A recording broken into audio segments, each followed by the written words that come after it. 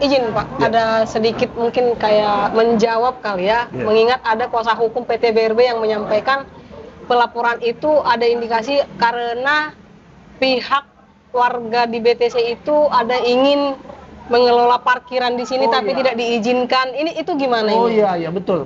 Benar yang Ibu sampaikan, bahwasanya kami ingin mengelola parkir, jaga malam, kebersihan itu lingkungan kami, Bu, ruko. Kenapa kami sampaikan itu? Supaya kami tidak ada bersinggungan lagi dengan Pak Nasir. Karena kami trauma, Bu, bersinggungan dengan beliau. Jadi kalau boleh hidup kami ini lepaslah dari beliau. Saya sebagai konsumen sangat dirugikan sekali. Selama hampir 2 tahun ruko saya mau disewa, nggak jadi gara-gara FPH. Tapi setelah saya lunas DP selama 18 bulan, ruko yang 2 itu di-cancel sepihak oleh Nasir Huta Barat dengan alasan di-cancel sebelah pihak. Alasan dia suami saya nggak pernah angkat telepon. Tapi surat cancel nggak ada. Dan anehnya lagi, dia potong 25%. Memang dia luar biasa. Jadi tolonglah buat saudara-saudara yang demo, saya juga orang mata. Jadi tolong jangan dibela yang salah. Tolong jangan diganggu polisi bekerja. Dari dulu juga sebetulnya kami juga sudah membuka diri terhadap hal-hal seperti itu. Nah kemudian terkait isu-isu yang berkembang terkait suku apapun, kalau kami sih tidak melihat itu. Karena kami konsumen juga terus terang beragam suku yang menjadi korban. Ada kita Tionghoa, ada kita Jawa, ada kita suku Minang, ada kita orang Bataknya, ada orang kita Karonya. Jadi memang bineka yang menjadi korban ini, bukan hanya suku-suku tertentu saja. Jadi tidak betul kalau menyatakan bahwa oh ini kriminalisasi terhadap suku. Tidak sama sekali. Mohon maaf, jauh daripada itu.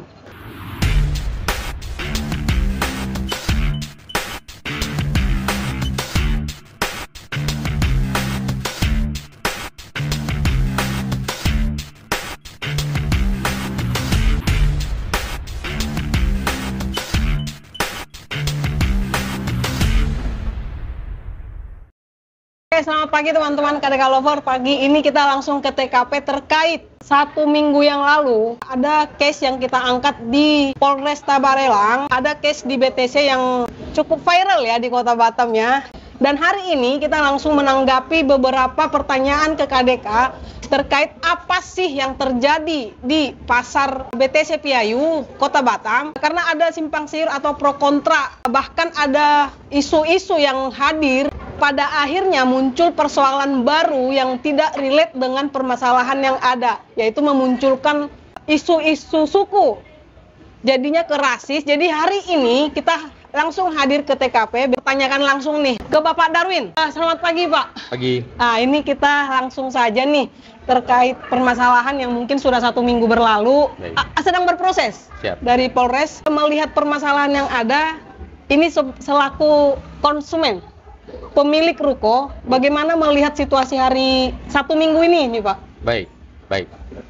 Terima kasih kepada rekan-rekan KDK bahwa proses yang terjadi selama ini, saya pribadi selaku konsumen dan korban juga melihat ini memang sudah cukup lama waktu proses yang kami jalanin. Tapi syukur alhamdulillah bahwa proses ini menemukan titik temu, bahwa apa yang kami sampaikan, apa yang kami laporkan di kepolisian itu artinya kan mendapatkan suatu apresiasi, dan satu bentuk keadilan bagi kami. Artinya bahwa ada hal-hal tertentu yang di luar sana berkembang terkait masalah ini dan itu dan segala macam. Artinya kan kami juga sebagai konsumen merasa bahwa itu kami juga melihat hanya sebatas bagaimana solidaritas dari pihak-pihak tertentu untuk menyatakan bahwa tidak benarlah atau tidak cukup bukti atau seperti apa. Tapi intinya bahwa yang kami lakukan adalah sesuai dengan prosedur dan bukti-bukti yang ada. Jadi kami tidak mengada-ngada. Jadi sekali lagi bahwa kami juga ucapkan terima kasih kepada Polri yang sudah melakukan tugas presisinya, bisa membuat satu keputusan tersangka terhadap pelaku, ya bagi kami itu merupakan suatu proses yang memang berjalan on the track. Jadi kalau kami selaku konsumen, ya kami menganggap ini sudah benar di jalur hukum pidana yang berjalan. Ya mungkin itu saja sih yang saya ingin sampaikan, bahwa tidak ada artinya kan kami berprasangka yang tidak baik atau artinya kan ini murni proses hukum yang dijalankan dan sesuaikan fakta. Karena dari sisi hukum pidana juga, bahwa tidak mungkin seseorang itu dijadikan tersangka manakala tidak cukup 2 alat bukti atau lebih, ataupun apapun itu istilahnya. Mungkin itu dari saya, Ibu. Mungkin yang satu pertanyaan terakhir nih. Baik. Yang menjawab banyak pertanyaan nih Pak. Baik. Tadi saya sounding ada bahasa suku, muncul nih berbagai suku. Baik. Dan pada akhirnya kan ada rasa yang kemungkinan besar atau kemungkinan kecil akan ada perdamaian secara kekeluargaan, melihat ini juga masih akrab dengan, bisa dibicarakan dengan kekeluargaan, atau seperti apa nih selaku korban melihat situasi ini? Kalau dari kami, sisi konsumen yang merasa dirugikan, katakanlah seperti itu, bahwa dari dulu juga sebetulnya kami juga sudah membuka diri terhadap hal-hal seperti itu. Nah kemudian terkait isu-isu yang berkembang terkait suku apapun, kalau kami sih tidak melihat itu, karena kami konsumen juga terus terang beragam suku yang menjadi korban. Ada kita Tionghoa, ada kita Jawa, ada kita suku Minang, ada kita orang Bataknya, ada orang kita Karonya. Jadi memang bineka yang menjadi korban ini, bukan hanya suku-suku tertentu saja. Jadi tidak betul kalau menyatakan bahwa oh ini kriminalisasi terhadap suku. Tidak sama sekali. Mohon maaf, jauh daripada itu. Kami juga tidak memandang itu, hanya mungkin ya orang-orang yang tidak memahami fakta sesungguhnya, ya bisa saja sih menyatakan hal-hal seperti itu. Tapi bagi kami sih tidak sama sekali kami mengarah ke situ. Mungkin itu, Ibu. Oke, terima kasih Pak Darwin. Siap, Ibu, makasih. Oke, selepas dari Pak Darwin tadi, kita langsung saja ke salah satu korban lagi yang mungkin ini lebih detail lagi penjelasan apa saja yang dirugikan, ruko apa yang dimiliki di BTC. Silakan Ibu. Terima kasih, selamat pagi. Nama saya Des Maria Pengaribuan. Ruko saya beralamat di Blok B 12A. Yang tadinya saya beli 2 sama Nasir Huta Barat. Tetapi setelah saya lunas DP selama 18 bulan, ruko yang 2 itu di-cancel sepihak oleh Nasir Huta Barat dengan alasan di-cancel sebelah pihak. Alasan dia suami saya nggak pernah angkat telepon. Tapi surat cancel nggak ada. Dan anehnya lagi, dia potong 25%. Memang dia luar biasa. Jadi tolonglah buat saudara-saudara yang demo, saya juga orang mata. Jadi tolong, jangan dibela yang salah. Tolong, jangan diganggu polisi bekerja. Kami jempol buat kepolisian. Kepolisian Republik Indonesia. Masalah saya terlalu sulit. Selama saya bayar itu, 1 hari 2 hari, terlambat bayar. Dikasih denda. Dendanya ada 770 sekian ribu. Itu memang dia luar biasa. Jadi tolong, memang Nasir perlu dihukum. Itu yang saya alami selama saya berurusan dengan dia, terutama di ruko BTC Bidaayu. Itu salah satu yang saya alami dan memang sangat menyakitkan. Dan yang terakhir yang paling menyakitkan, saya jumpai dia di lokasi. Apa yang dibilang? Kalau ibu nggak terima, saya cancel punya ibu. Nanti saya cancel dua-duanya. Kalau nggak, laporkan kemana? Saya tidak takut. Sekarang dia sudah tersangka. Jadi terima kasih buat Kepolisian Republik Indonesia telah menolong kami yang terjolimi. Terima kasih. Oke, selanjutnya dari Bapak Safi Henry. Yes. Henry, ini biar saya tidak nanti salah penyampaian, mungkin langsung saja Bapak yang sampaikan ke teman-teman yang mungkin menerka-nerka permasalahan ini, Pak. Silakan Bapak. Oke, terima kasih. Assalamualaikum warahmatullahi wabarakatuh. Saya konsumen pemilik ruko BTC, menyampaikan hal-hal yang terkait di kawasan ruko BTC mengenai RPH, rumah potong hewan. Jadi saya beli ruko pertama kali di kawasan ini, tidak ada RPH di situ.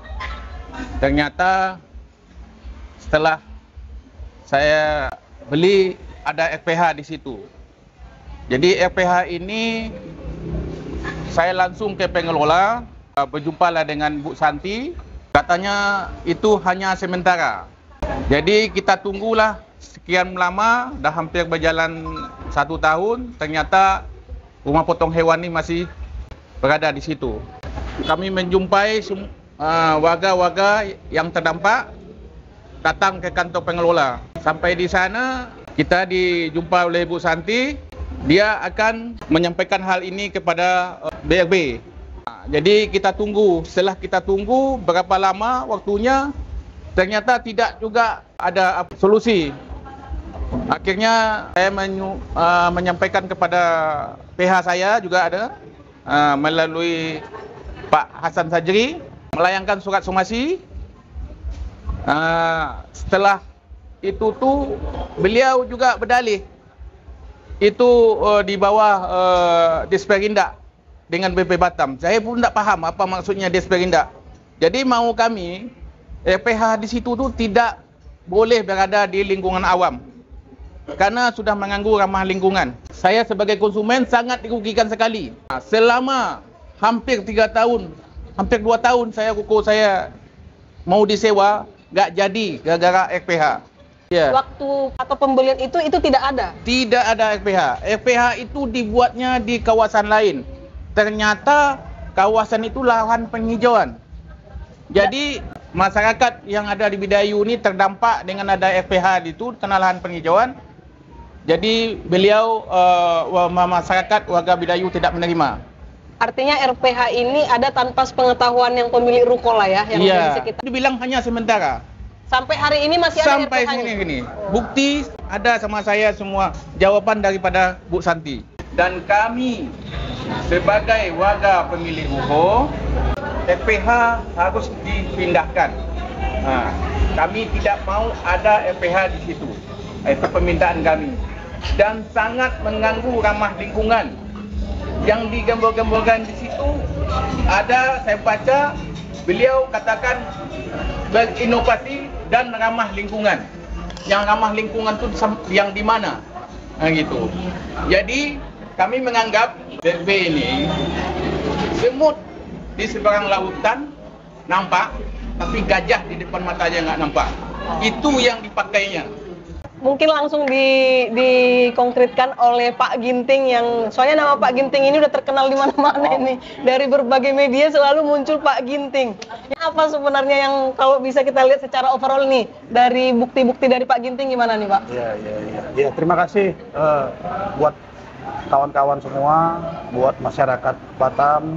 Kami warga BTC pemilik ruko yang ada di Bidayu mengucapkan apresiasi kepada masyarakat Batam, terkhusus kepada kepolisian Polres Barelang yang sudah mengungkap masalah ini. Seperti yang Ibu sampaikan tadi, bukan saya Bu, kami semua warga BTC sama-sama menjadi korban. Hanya saja kan nggak mungkin semua berbicara, sayalah yang berbicara, jadi bukan Gintingnya Bu, semua kami.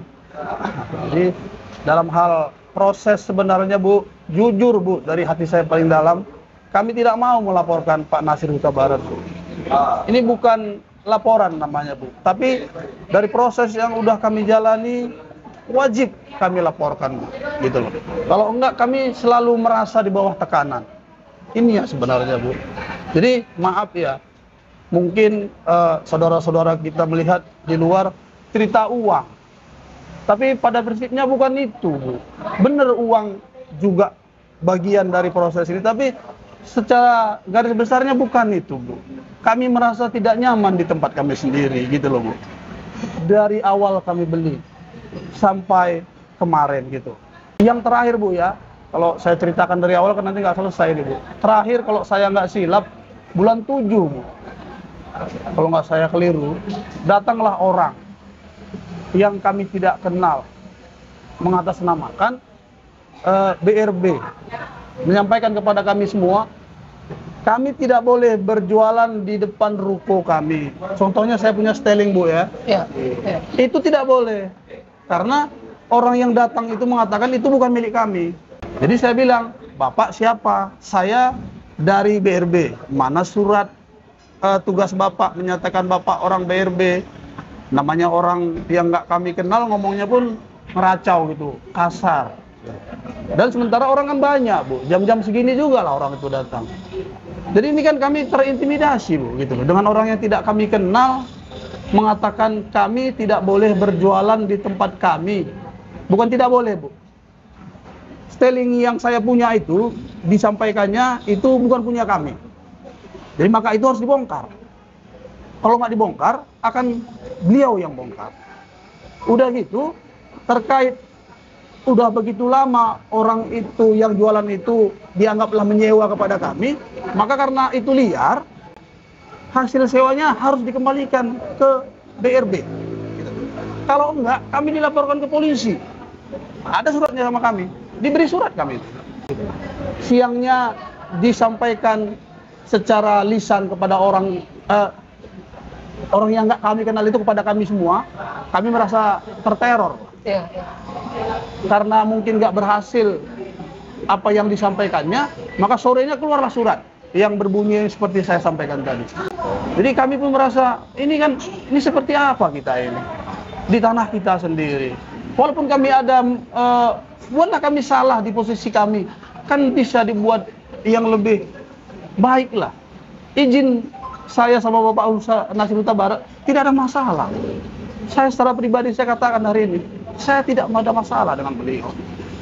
Bahkan waktu pesta baru kami itu pun saya diundang, saya ucapkan selamat. Gitu. Itulah tandanya saya dengan beliau tidak ada masalah. Gitu. Jadi mohon maaf ya kepada masyarakat, saudara-saudara saya.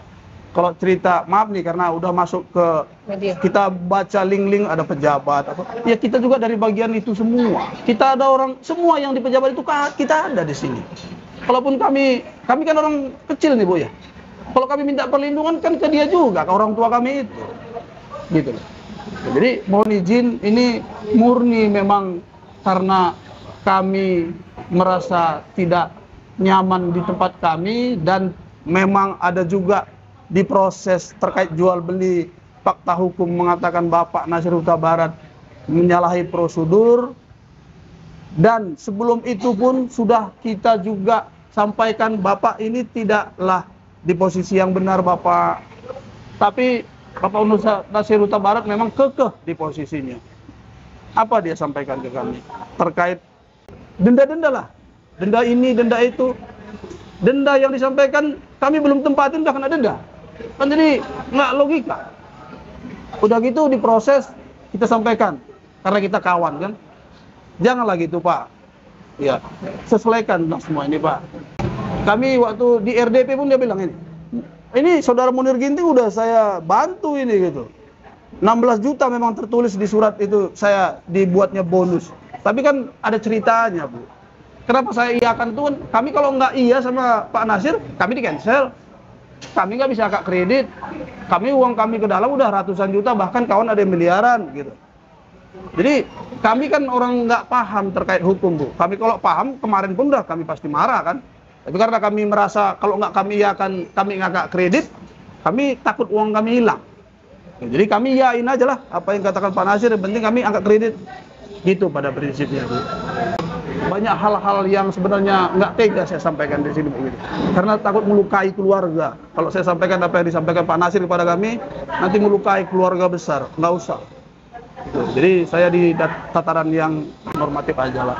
Ini yang bisa kami sampaikan dari saya. Lebih kurang saya mohon maaf. Mungkin izin Pak, ada sedikit mungkin kayak menjawab kali ya. Mengingat ada kuasa hukum PT BRB yang menyampaikan pelaporan itu ada indikasi karena pihak warga di BTC itu ada ingin mengelola parkiran di sini tapi tidak diizinkan. Itu gimana ini? Oh iya betul sekali ya, terima kasih karena saya lupa. Sebenarnya itu harus saya sampaikan memang. Jadi benar yang Ibu sampaikan bahwasanya kami ingin mengelola parkir, jaga malam kebersihan itu lingkungan kami, Bu, ruko. Kenapa kami sampaikan itu? Supaya kami tidak ada bersinggungan lagi dengan Pak Nasir. Karena kami trauma, Bu, bersinggungan dengan beliau. Jadi kalau boleh hidup kami ini lepaslah dari beliau. Gitu loh. Iya. Ngapain pula kami urusan punya Pak Nasir, Pak? Kami nggak punya hak lah. Yang kami sampaikan mungkin terpotong lah barangkali ya. Itu yang kami sampaikan itu untuk ruko. Keamanan ruko, kebersihan ruko, parkir ruko. Itu kenapa kami sampaikan, Bu? Karena kami merasa bila berhubungan dengan Bapak Nasir Huta Barat, kami tidak punya apa ya saya bilang ya. Kami seolah-olah memang nggak bisalah kami memberikan argumentasi apapun kepada beliau. Hanya kata beliau lah yang boleh kami lakukan. Jadi kan kami merasa tersandra, Bu. Di rumah kami, di ruko kami merasa tidak, ya di bawah tekanan lah saya bilang, Bu, tidak nyaman, Bu.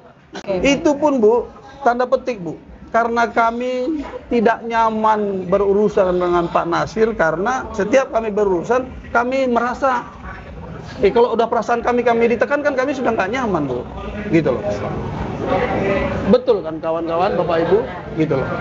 Nah ini persoalannya. Padahal kami nggak hanya sampai ke sana pikir ngurus diri kami pun kami udah sibuk, Bu, udah susah, Bu. Gitu. Ngapain pula kami urus parkir? Cuman supaya kami nggak ada hubungan dengan dia, haruslah kami buat seperti itu, gitu loh. Baik. Nah, maaf nih, Bu, kami kan semua jualan ini, Bu. Kapan lagi kami ngurusin sampah, Bu? Kapan lagi kami ngurus? Iya. Oke, kita ada di Kopi Namora. Namora Kopi terkait nama PT. PT ini ini menjadi provokator di permasalahan ini. Apa tanggapannya, Bang? Iya, terima kasih rekan-rekan media, dalam hal ini KDK Lovers. Iya. Saya izin juga kepada Bapak lawyer kita, Bang Hasan, mungkin seharusnya ada juga di tengah-tengah kita. Mungkin penyampaian atau diskusi seperti ini kita harap sebenarnya beliau ada ya, tapi mungkin karena kesibukan beliau, apalagi kemarin istrinya ada kecelakaan operasi. Pikiran orang kan, persepsi itu boleh-boleh saja. Kami betul secara profesi adalah seorang mediator dan coba menjalankan mediasi apabila ada terjadi ya sesuatu yang akan naik ke permukaan. Itu satu poin. Yang kedua, tadi teman-teman sudah berbicara banyak tentang apa yang dikeluhkan. Nah, kita ini kan hidup bernegara, berpemerintahan. Whatever government do wrong, ya it's our government. Itu pemerintahan kita. Pemerintah, government harus tegak. Itu satu poin. Jadi intinya kita jangan a priori, jangan bersifat oposan apabila kita melihat sesuatu seperti itu. Nah, terkait mungkin masalah kesukuan, ya, saya bilang kesukuan itu kan sebuah background dari kita semua, ya, bahwa republik ini dibentuk ya dari berbagai kemajemukan, from Sabang to Merauke, from Mangas to Rote, itu adalah heritage, kekayaan, warisan bangsa ini. Itu DNA bangsa ini yang membentuk kita seperti saat ini. Jadi ya jangan kita ngelihat, wah karena model-model yang lama lagi, itu sudah lewat lah. Jadi harus kita sikapi saat ini di negara manapun, termasuk di bangsa kita Indonesia saat ini, ada yang dinamakan dengan perang asimetri. Lawan kita luar negeri, lawan kita bangsa kita sendiri. Yeah. Jadi perang asimetri itu baik melalui informasi asimetri, baik melalui kekuatan asimetri, mohon maaf, kekayaan, kekuasaan, jabatan asimetri, itu yang kita hadapi. Kita berhadapan dengan orang-orang seperti itu. Jadi bagaimana ya kami sebagai anak bangsa merasa itu bagian kita untuk bisa menempatkan diri. Sederhana gitu saja. Ini agak nyeleneh pertanyaannya, Bang. Mengingat demo yang cukup rame ya ke Polres kemarin itu terkait permasalahan ini dan pada akhirnya mengangkat kesukuan dari Bang Petra sendiri yang pada akhirnya digiring ke kesukuan tadi. Gimana melihat ini, Bang? Ya, oke, terima kasih kepada aparat penegak hukum, aparat negara. Mereka itu kan pelaksana tugas, ya. Mau dia Polsek, mau dia Kasat, ya, Kapolres, maaf, ya. Mau dia Kajari, Dandim, mereka menjalankan semuanya sesuai dengan SOP. Ada korsa yang dipegangnya. Kita jangan emosional gitu. Nah, ya, artinya seperti saya sampaikan kemarin tadi bahwa maaf, kesukuan kita ini adalah bagian dari kebesaran Indonesia. Ya. Mulai dari Sabang sampai Merauke, semua itu Bung Karno, Bung Hatta, ya, Utomo, semua telah membuatnya, membingkainya menjadi satu kebinekaan bangsa ini. Jadi janganlah kita lihat itu sebagai kekuatan-kekuatan yang, ya tadi saya bilang, perang asimetri tadi. Nah, jadi saya yakin dan percaya, saya percayakan kepada aparat penegak hukum, baik Pak Kapolres, ya, yang sudah, kami pikir sudah menyelesaikan tugasnya, biarlah itu prosesnya berjalan. Saya dengar mungkin berkas-berkas sudah ditandatangani dan sudah dilimpahkan. Biarlah syarat ini kepada kejaksaan. Kalau memang SOP-nya, normatifnya sudah dia menjadi tersangka dan seharusnya seperti apa, itu yang kami harapkan untuk langkah selanjutnya. Jadi tidak ada di situ intervensi, tidak ada kepentingan-kepentingan di luar itu. Mungkin itu yang lebih sederhana. Ada satu lagi Bang, yang mungkin aku terlewatkan tadi, posisi kehadiran Bang Petra di sini kan sebagai mediator nih. Sebelum sampai ke titik hari ini mungkin, sampai ke kejaksaan tadi, ada upaya nggak dari mediator untuk mendudukkan pihak BRB dengan pihak Karsemen ini? Sudah ada upaya itu kah? Bagaimana supaya baik, tidak sampai sejauh ini gitu Bang? Baik, dari teman-teman memang meminta saya sebagai mediator, oke. Memang dari sisi teman, dari Pak Nasir, CS, kami melihat sebenarnya kesempatan itu sudah diberikan oleh pihak kepolisian. Sudah duduk bersama di ruang penyidikan untuk membahas supaya ini dibawa ke ranah perdamaian. Dan itu adalah suatu bagian dari ketetapan hukum kita. Hukum kita mengatur itu. Sebelum naik ke ranah yang lebih tinggi. Jadi bukan berarti itu tidak ada, dan itu sudah dilakukan, bukan hanya sekali loh. Nah, ada juga yang mungkin di luar itu, tapi tidak perlu saya sampaikan, yang coba menghubungi kami untuk melakukan, ya sudah, pendekatan perdamaian. Intinya seperti itu. Dan pihak kepolisian mungkin juga punya pikiran seperti itu. Makanya yang mempertemukan itu, yang mengundang itu adalah awalnya dari Pak Kasarreskrim. Gitu. Pihak kepolisian. Ya. Yang terakhir, semisalnya ada upaya dari mereka effort ke Abang sendiri, ada jalur khusus nih supaya damai. Bagaimana Bang menanggapi? Aduh, kalau yang seperti itu, oke, kita bahas dengan bahasa kearifan lokal lah. Ya. Kita ini akan bijak, berbangsa, bernegara. Saya juga adalah bagian alumni dari Lemhanas yang meminta kebinekaan, merawat kebinekaan itu, menjaga ya kemajemukan itu. Janganlah sikit-sikit kita gampang langsung terbawa emosi. Kami minta kepada ya mungkin Bapak Nasir, kepada Bapak Munir CS bisa bawa ke ranah yang lebih baik supaya dengan mediasi ini permasalahan selesai. Tapi mungkin proses hukum saya tidak mau campur ya. Ya. Tapi dalam hal permasalahan yang ada selesaikan dengan baik, dan itu akan jauh lebih bermartabat dan berguna ke depannya. Bukan hanya bagi kita, contoh bagi generasi kita ke depan. Saya kira demikian teman-teman Kedeka. Oke, terima kasih ya Bangku. Ya.